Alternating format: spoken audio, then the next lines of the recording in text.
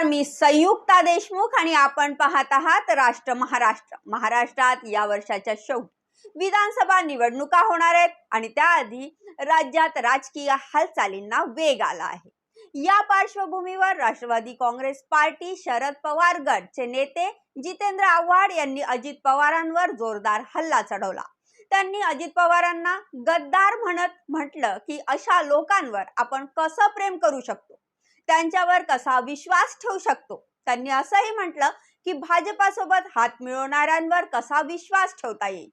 Rashtrawadi Congress party Sharad पवारचे मुख्य सचेतक जितेंद्र आव्हाड यांनी अजित पवारांना गद्दार म्हटलं की ते काका शरद पवार यांच्या मृत्यूची वाट पाहत होते। आपण कोणत्याही वयोवृद्ध माणसाच्या मृत्यूची वाट पाहतो का?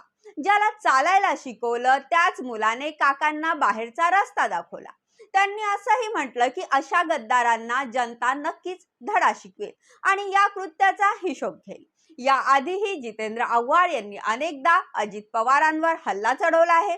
काही दिवसांपूर्वी त्यांनी म्हटलं होतं की अजित पवार पार्टीवर कब्जा करायचा विचार करत होते, भाजप सोबत आघाडी करायची आणि पक्षाचं विलीनीकरण करायचं होतं, म्हणूनच त्यांनी शरद पवारांना धोका दिला।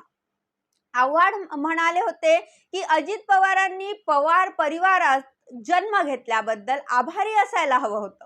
जिथे त्यांच्या सोबत वेगळं वर्तन केलं गेलं आणि काकांविरोधात बंड केल्यानंतरही त्यांना महत्त्वाच्या पदावर ठेवलं।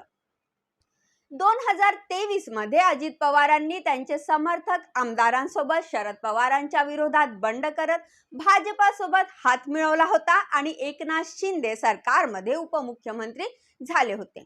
एनसीपीवर हक्काची चर्चा झाली तेव्हा निवडणूक आयोगाने अजित पवारांच्या कागदावरच ओरिजिनलची मोहर लावली। निवडणूक चिन्ह देखील अजित पवारांचे झाले, पण लोकसभा निवडणुकीनंतर चित्र बदललं।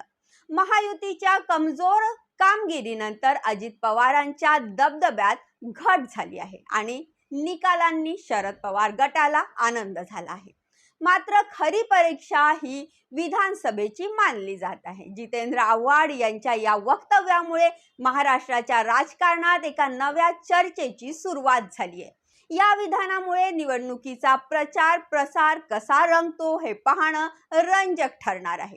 अजूनही अशा अनेक राजकीय घडामोडी घडत आहेत, त्यामुळे आपल्या चॅनलला सबस्क्राईब करा आणि आम्हाला फॉलो करत राहा।